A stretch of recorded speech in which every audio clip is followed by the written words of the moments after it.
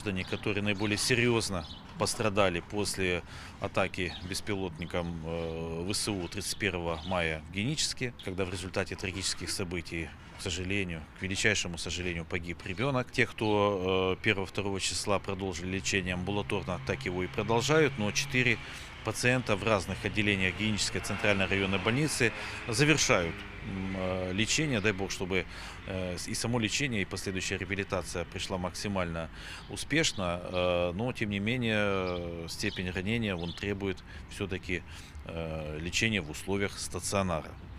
Кроме этого, хотел бы сказать, что пострадавшие здания детского сада,